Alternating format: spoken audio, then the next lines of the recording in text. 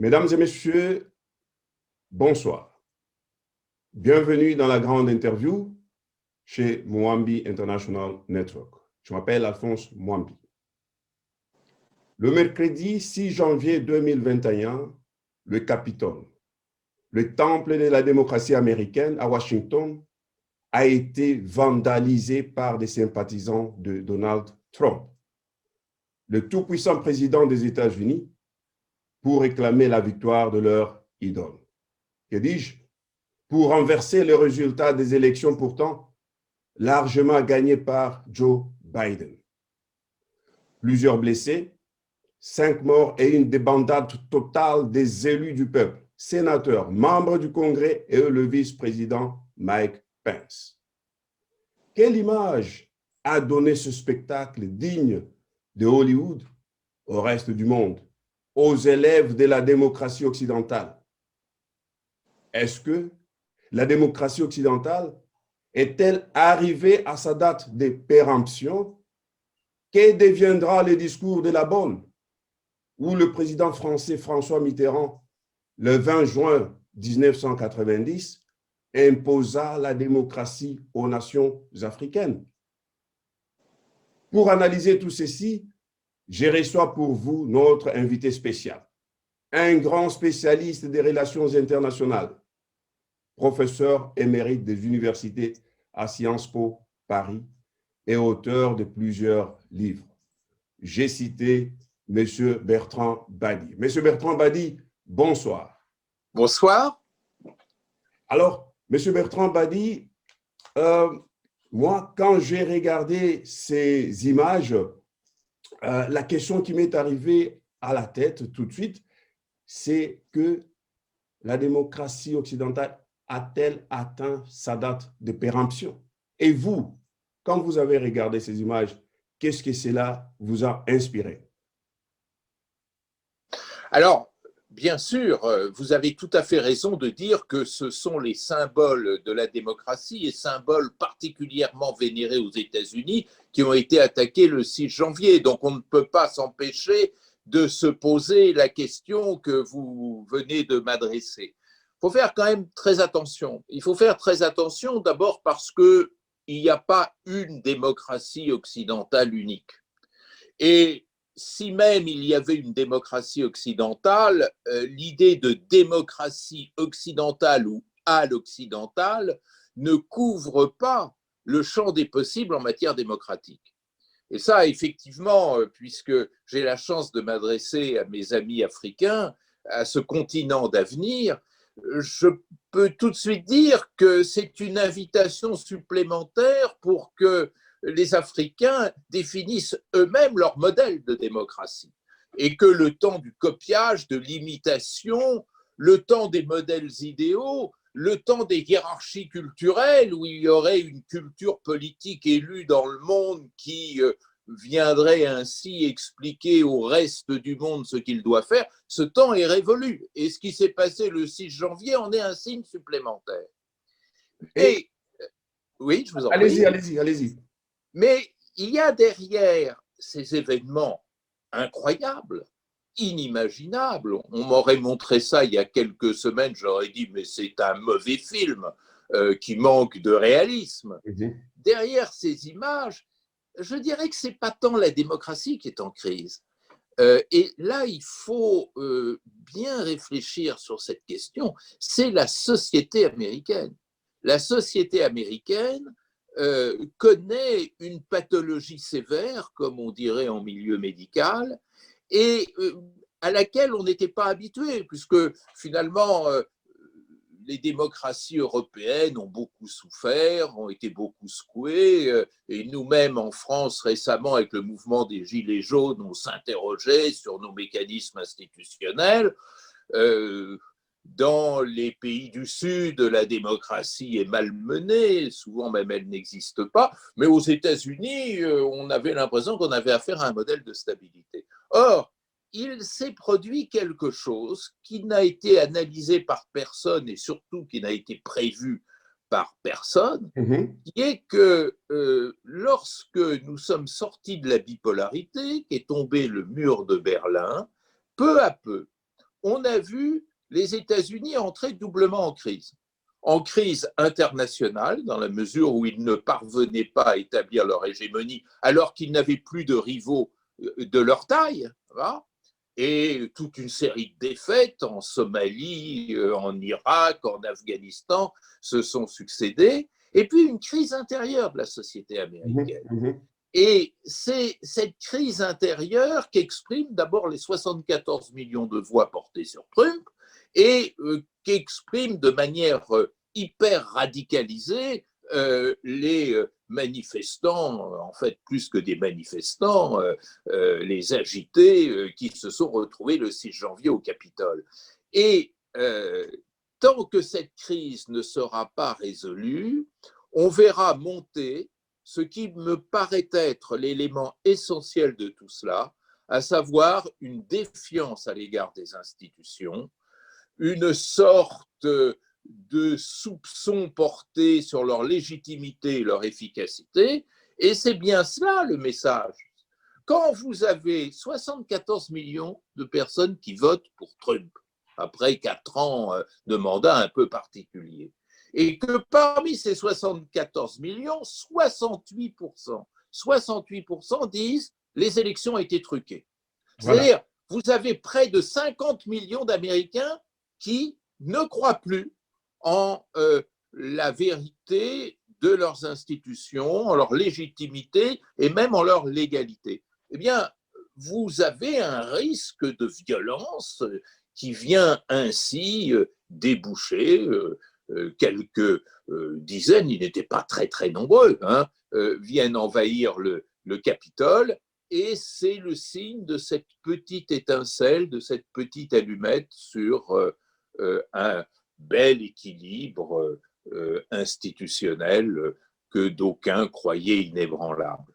Et, et quand vous dites, par exemple, qu'il n'y a pas une démocratie occidentale, il n'y a pas une démocratie unique, est-ce qu'on ne va pas là, par exemple, vers les pays africains qui commenceraient à envier les modèles chinois, par exemple? La tentation des régimes autoritaires, ça a toujours existé. Et vous n'avez aucun pays au monde qui y était indifférent. Regardez notre histoire de France, parce que la France aussi se présente souvent comme un modèle, n'est-ce pas?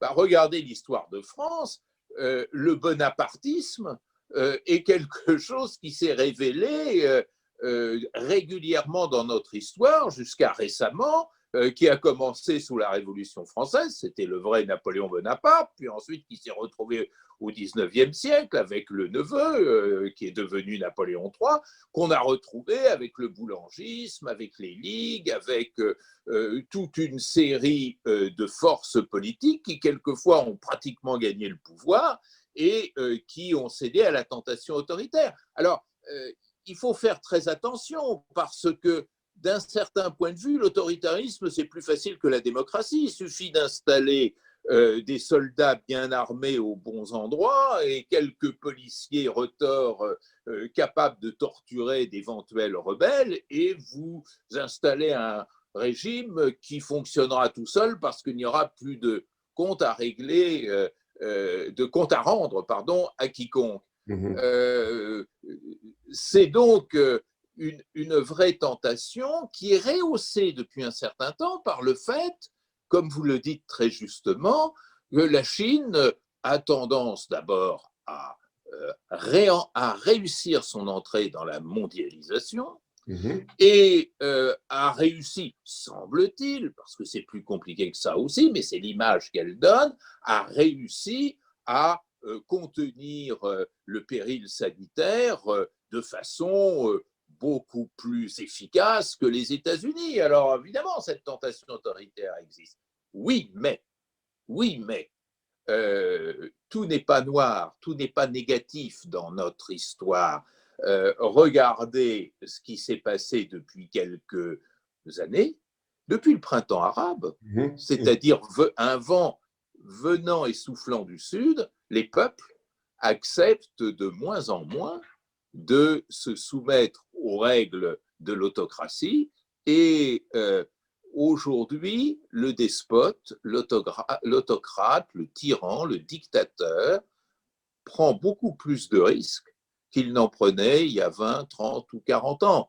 Donc, bien sûr, il y a la tentation de facilité autoritaire, mais il y a de plus en plus des sociétés éveillées. Et moi, d'ailleurs, ce qui me frappe quand je vais en Afrique, hélas, depuis un an, je ne peux plus y aller, mais quand je vais en Afrique, c'est ce formidable éveil des sociétés et qui est une leçon d'espérance. Vous faites référence effectivement aux hésitations de l'Afrique dans le choix des modèles de gouvernement, c'est vrai. Et en ce moment, je dirais de Guinée en Côte d'Ivoire et d'Ouganda jusqu'à bien d'autres pays encore, la République centrafricaine, on voit ces hésitations, on voit cette fièvre.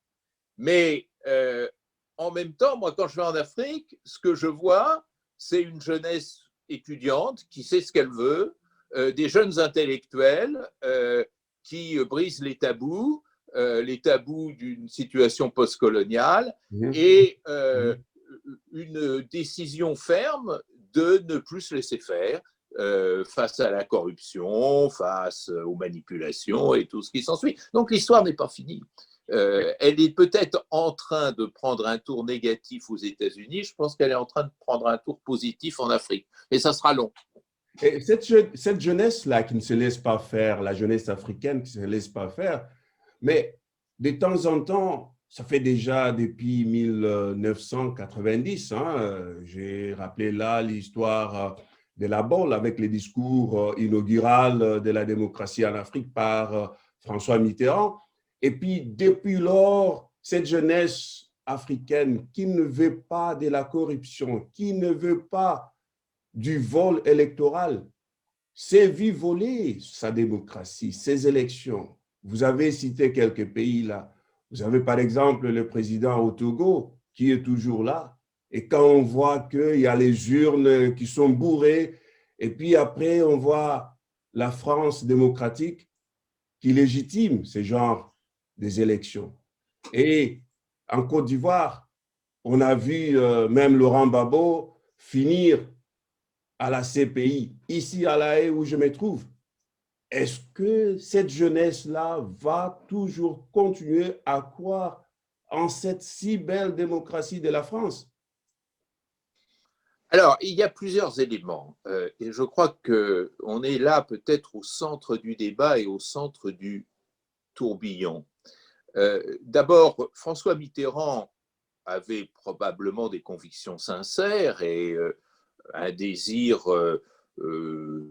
bien pensé d'accompagner l'Afrique dans ce processus de démocratisation. Je n'en doute pas. Il avait dans son entourage des militants de la question. Rappelez-vous Jean-Pierre Cot, le Premier ministre de la coopération après 1981, lorsque la gauche est arrivée au pouvoir. Mais d'un point de vue, je dirais, de sciences politiques, mais on pourrait dire tout simplement d'un point de vue citoyen, rien n'est pire pour la démocratie que de l'imposer. Ou même sans l'imposer, de faire pression, d'exercer des chantages. Pour deux raisons. D'abord, une raison logique. La démocratie, c'est synonyme de choix libre.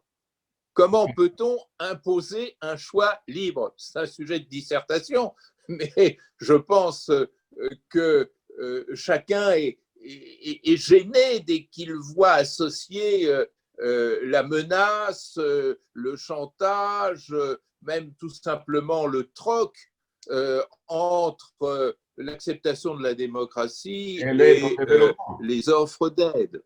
Ouais. Mais oui.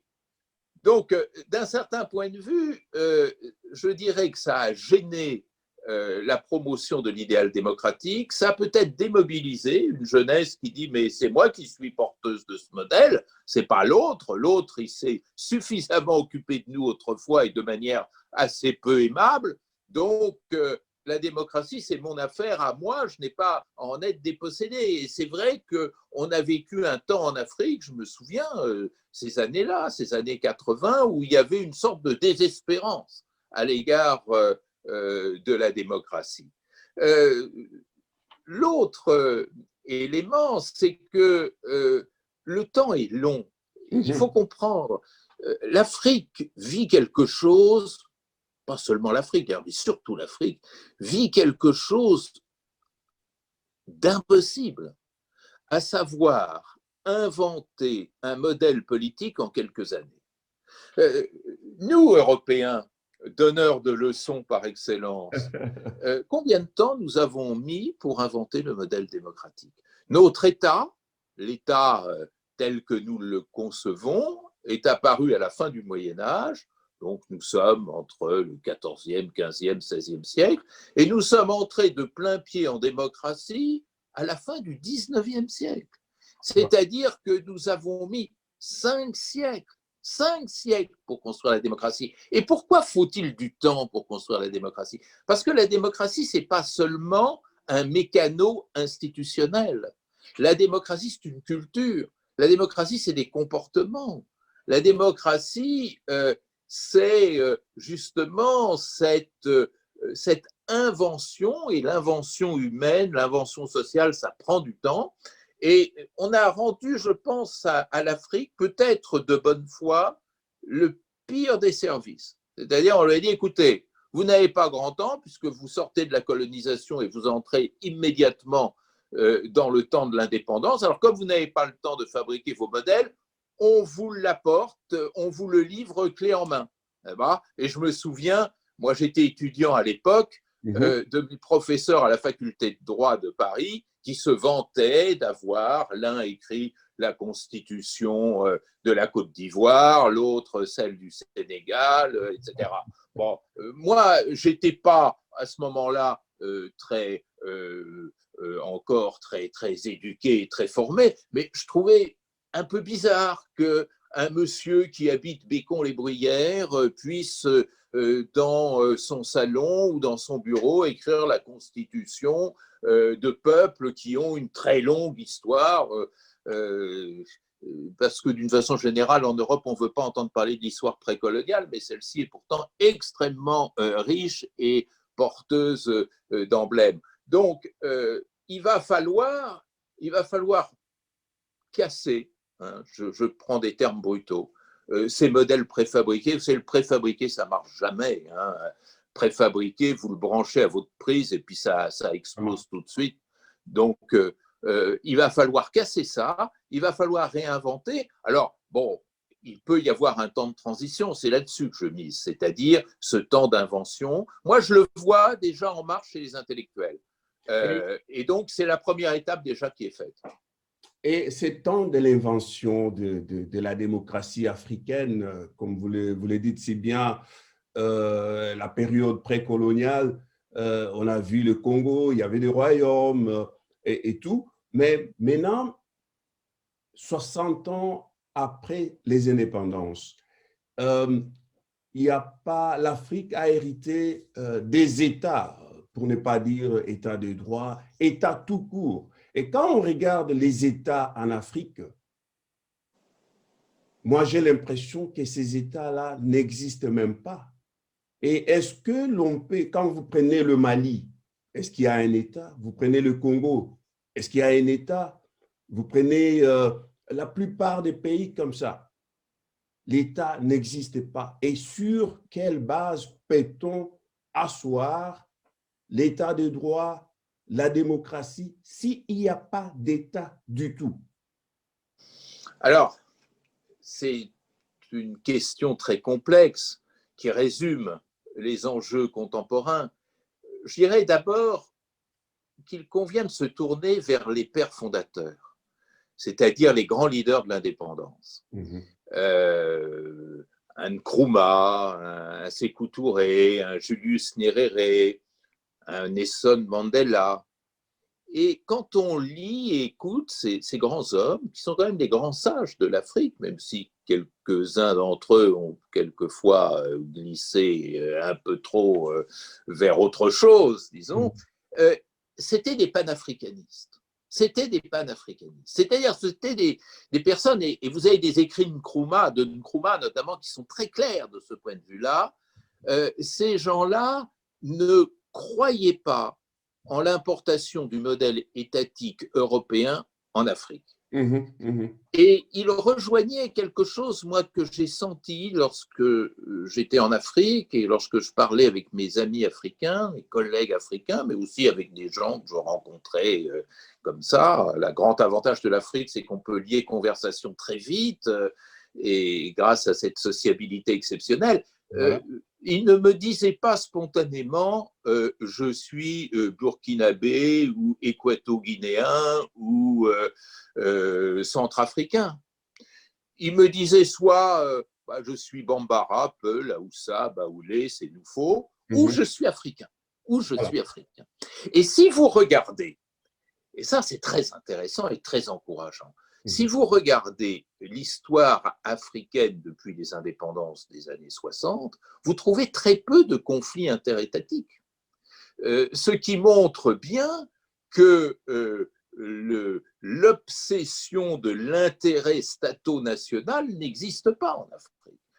L'homme africain, la femme africaine se projette dans un univers qui est en même temps celui de sa communauté et celui de son continent.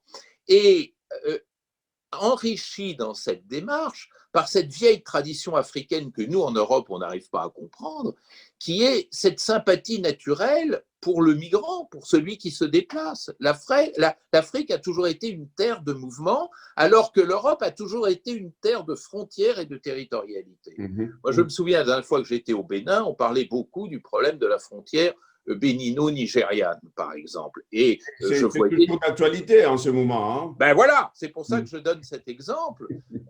Et c'est mon dernier passage en Afrique, c'était il y a un peu plus d'un an. Hein. Et les gens ne comprenaient pas qu'on puisse fermer cette frontière. Et lorsqu'on la ferme, ben on s'arrange pour passer par ailleurs. Parce que c'est normal, c'est une longue, très longue histoire de mobilité. Alors, je pense que la démarche, ce n'est pas forcément de casser les États, il ne faut pas non plus être trop brutal dans la démarche, mais peut-être de retourner vers l'Union africaine, qui a fait quand même un énorme travail, et de penser un modèle qui articule le local au continental. Et j'ai rencontré récemment un homme politique malien qui me disait, vous savez, la solution de la crise au Mali, c'est tout simplement redonner aux communautés locales une autonomie suffisamment forte pour créer les conditions d'une harmonie. Hein. Vous savez, en langue poulard, la paix, Njumu, c'est la tranquillité de l'esprit et du corps. Voilà. L'harmonie, voilà. L'harmonie, exactement. Voilà. Et c'est en trouvant cette bonne échelle de l'harmonie que l'on arrivera à trouver les conditions de l'équilibre et du bonheur collectif. Alors, je ne dis pas supprimer tous les États, je dis essayer de prendre de la distance par rapport à ces modèles importés, l'État, l'administration territoriale, les préfets, les sous-préfets, les directions, et qui coûtent énormément d'argent. Exactement, exactement. Mais je dis, faisons revivre les communautés. Et le sage dans les communautés africaines a une capacité régulatrice qui d'ailleurs, c'est intéressant que dans l'Union africaine, il y a un comité des sages. Et il y en a un à la CEDEAO et il y en a un à la COMESA aussi. C'est-à-dire qu'il y a cette tentative de faire renaître cette vieille tradition du sage africain que nous ne connaissons pas dans notre histoire. Dans notre histoire, le sage n'a pas de place. Dans notre histoire, c'est la hiérarchie administrative qui a la place. Et ça, c'est peut-être une réinvention que l'Afrique gagnerait à faire pour gagner. Mais M. Bertrand Badi, vous le dites si bien, hein, que l'Afrique devait inventer son modèle du local au continental, disons, avec un grand rôle pour l'Union africaine. Est-ce que vous pensez que les leaders africains qui vont oser le faire seront tranquilles, on va les laisser tranquilles par le reste du monde, ce qu'on appelle des grandes puissances, est-ce qu'ils n'auront pas à subir des conséquences comme on a vu avec le Lumumba, le Kabila et tout ça, et des pressions externes? Oui, vous avez raison. Si on reste dans cette épure, il ne se passera rien. Voilà. Maintenant, j'ai l'impression qu'il y a deux dynamiques nouvelles qui peuvent peut-être dépasser tout cela. La première, je l'ai énoncé tout à l'heure, ce sont les dynamiques sociales. Autrefois, dans les années 60, 70, 80, les États africains étaient sous la surveillance de leur armée et de la puissance de tutelle. Bon. Et les peuples, ils souffraient en silence. Maintenant, c'est plus comme ça. C'est plus comme ça. Et il y a quand même ce frémissement social qui ne laisse plus libre cours aux vieilles tendances postcoloniales. Et puis, l'autre révolution, il faut suivre ça très près, c'est que j'ai le sentiment que la pratique postcoloniale des États européens est en train de se lézarder. Parce que cette pratique de l'intervention militaire, de la mise sous tutelle des gouvernants, elle coûte cher. Vous avez toujours l'argument économique. Et elle n'a pas donné de résultats extrêmement probants. Et je vois bien le débat qu'il y a en France en ce moment. Jamais le débat a été si vif en France sur les interventions militaires en Afrique et singulièrement sur l'intervention au Sahel. Vous savez qu'il y a une grande nouvelle qui n'a pas été trop ébruitée, c'est que depuis cette semaine, l'opinion publique française a basculé. C'est-à-dire que pour la première fois depuis janvier 2013, vous avez une majorité de Français qui se déclarent défavorables à l'intervention au Mali. Alors, ça peut être pour de mauvaises raisons, d'égoïsme national, ça nous coûte cher, ça ne nous rapporte pas. Mais c'est aussi parce qu'il y a dans l'opinion publique, et moi je le vois avec mes étudiants, parce que chez les jeunes c'est nettement majoritaire, l'idée que ces vieilles pratiques de l'intervention ne sont plus en phase avec ce qu'est devenu le monde, avec la mondialisation et avec aussi cette maturation et cet éveil des sociétés. Et ça, c'est intéressant parce qu'on a commencé notre conversation sur les États-Unis. Aux États-Unis, ce réflexe non-interventionniste dans le pays super interventionniste que sont les États-Unis a commencé avec Barack Obama, en réplique aux échecs de Bush et du néoconservatisme américain, et n'a pas été remise en cause par Trump. Au contraire, Trump a hâté le désengagement militaire américain. Donc, nous entrons dans un nouveau monde où, effectivement, on commence à se dire la tutelle, la mise sous tutelle, le fait de s'imposer comme gendarme du monde, ça marchait autrefois, ça ne marche plus maintenant.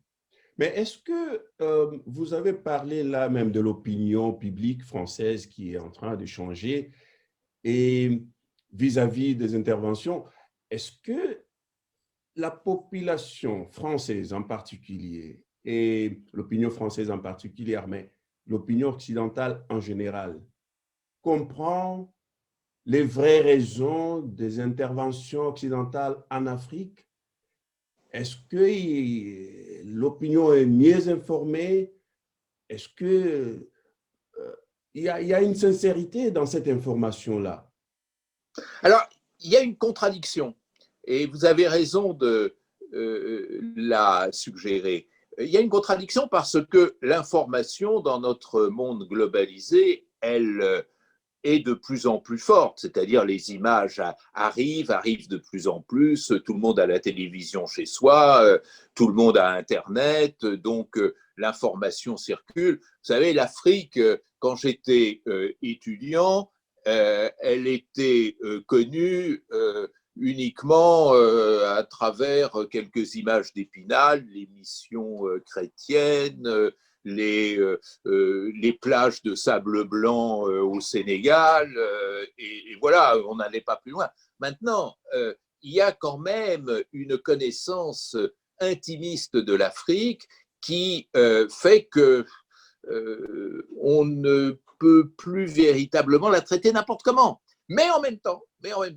et en cela, effectivement, c'est préoccupant, c'est vrai que les interventions militaires menées par les États européens apparaissent de plus en plus brouillées. C'est-à-dire, on ne comprend pas bien qu'est-ce que vous cherchez par là. Vous cherchez à empêcher la violence, à soulager les souffrances, à changer le régime, à mettre le pays sous tutelle, à l'occuper. Vous voulez satisfaire nos intérêts nationaux français en disant que c'est une manière pour nous de nous protéger du terrorisme, mais est-ce que vous voulez en même temps satisfaire quelques intérêts propres aux États africains et aux populations africaines? Le message est brouillé et les gens ne s'y retrouvent plus. Qu'est-ce qu'on va faire là-bas? De l'assistance sociale ou au contraire de l'action militaire offensive? Est-ce que l'on veut changer les régimes, les remettre sous tutelle? On ne comprend pas bien. Et la manière dont les chefs d'État africains sont traités relève cette ambiguïté, parce que, parlons franchement, il y a une incroyable condescendance à l'égard des chefs d'État africains. Bien sûr, ouais. Et donc, tout cela, vous savez, l'opinion publique n'est pas stupide, elle le voit. Et qu'est-ce que ça veut dire? Quelle est la légitimité de ces chefs d'État africains auxquels on donne des ordres, que quelquefois on engueule? Par ailleurs, comme ils ne paraissent pas être pour la plupart des modèles de démocratie, est-ce que ça vaut le coup de les protéger alors que ce sont des gens autoritaires? Voilà. L'image est très brouillée. Et il manque un vrai débat démocratique en France sur cette question. Et cette image, peut-être que ça sera la dernière question, est-ce que cette image qui est brillée et la situation du 6 janvier 2021 au Capitole, est-ce que, comme on a commencé avec les États-Unis, est-ce que Joe Biden, qui va s'installer le 20 janvier, est-ce qu'il va prendre compte de cela? Est-ce qu'il pourra changer dans son approche vis-à-vis du Sud, vis-à-vis de l'Afrique? Alors, il y aura sûrement, et c'est très heureux, un changement dans la méthode, dans la forme. Il ne faut quand même pas oublier les termes que je n'oserais pas répéter, utilisés par Trump lorsqu'il parlait des États africains. Voilà. Bon, Biden est un monsieur bien élevé et je pense qu'il ne partage pas cette conception d'un Trump qui ne sait d'ailleurs à peine où se trouve l'Afrique, il faut bien dire les choses. De même, on peut espérer de Biden plus de respect à l'égard du multilatéralisme, du droit international, des pratiques diplomatiques consacrées. On va respirer, et en plus de ça, je pense que les institutions multilatérales si malmenées vont peut-être être restaurées. Mais ne nous emballons pas. Je pense que sur le fond, il n'y aura pas ce changement profond que d'aucuns espèrent et attendent, pour plusieurs raisons. La première, c'est que je parlais tout à l'heure de la crise de la société américaine. Et comment se cristallise cette crise? Par une forte déception à l'égard de la mondialisation que les États-Unis ont contribué à inventer, mais dont ils s'aperçoivent qu'ils sont victimes. C'est-à-dire leur économie est en quelque sorte abîmée par cette mondialisation qui leur échappe, qui échappe à leur contrôle. Et donc il y a une sorte de crispation nationaliste, protectionniste, extrêmement marquée, qui fait que nous ne pouvons pas penser, moi je ne crois pas que Biden puisse inverser la tendance. il devra rester protectionniste, il devra rester nationaliste, probablement peu interventionniste, mais là, la rupture ne sera pas majeure. La deuxième raison, c'est que Biden est à la tête d'un parti, le Parti démocrate, qui est profondément divisé. Vous avez encore une aile droite du Parti démocrate qui correspond à un néoconservatisme soft dirigé par Hillary Clinton, si vous voulez, mais vous avez une aile gauche très forte, très puissante autour de Bernie Sanders ou de Elizabeth Warren, et qui est soutenue par les jeunes, et qui est porteuse, cette gauche, d'une politique d'ouverture, notamment à l'égard du Sud et à l'égard de l'Afrique, certainement, mais qui n'est pas majoritaire et que n'exprime pas la personnalité très centriste de Biden. Donc Biden, il va passer son temps à faire du compromis entre ces tendances différentes, ce qui ne fera pas beaucoup bouger les choses. Alors il y a un espoir pour l'Afrique, c'est que la personne qui a été nommée ambassadrice des États-Unis aux Nations Unies est spécialisée dans les questions africaines. Donc peut-être que l'Afrique aura un peu plus de visibilité dans la diplomatie américaine. Mais pour le reste, les grands dossiers, vous savez, le dossier le plus important aujourd'hui, c'est le dossier de la sécurité globale, c'est-à-dire de la sécurité humaine. Et là, les États-Unis sont très mal à l'aise parce que les grandes questions globales ne lui sont pas favorables. Il est stigmatisé comme étant, les États-Unis sont stigmatisés comme étant les principaux responsables du désordre mondial et on leur demande de passer à la caisse plus que tous les autres. Donc, en matière climatique, en matière de sécurité alimentaire, en matière de sécurité sanitaire, moi, je ne vois pas d'initiative très concrète de la part de Biden, des bonnes paroles, mais pas d'initiative très concrète. Alors, peut-être certains dossiers, comme le dossier iranien, vont bouger parce que Trump a cassé l'accord du 14 juillet 2015 pour casser son prédécesseur. Donc, le vice-président du prédécesseur aura cœur à renouer les fils. Mais ça sera un tel effort de la part des États-Unis que du coup, les autres dossiers risquent de rester en rade. Donc, contentons-nous d'espérer que les choses n'iront pas pire, c'est déjà beaucoup, et que le nouveau président sera plus poli que le précédent, ce qui est pas mal non plus. Merci, Monsieur Bertrand Badi.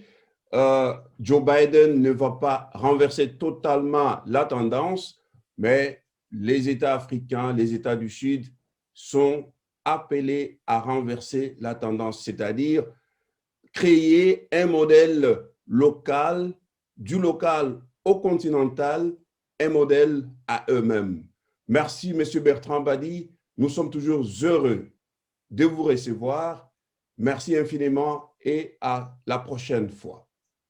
Merci à vous et vive l'Afrique. Vive l'Afrique, chers téléspectateurs. Merci pour nous avoir suivis et nous espérons vous avoir à tout moment regardé, faites regarder et aimer notre site Mwambi International Network. Merci pour cette grande interview et bonne soirée chez vous. Au revoir.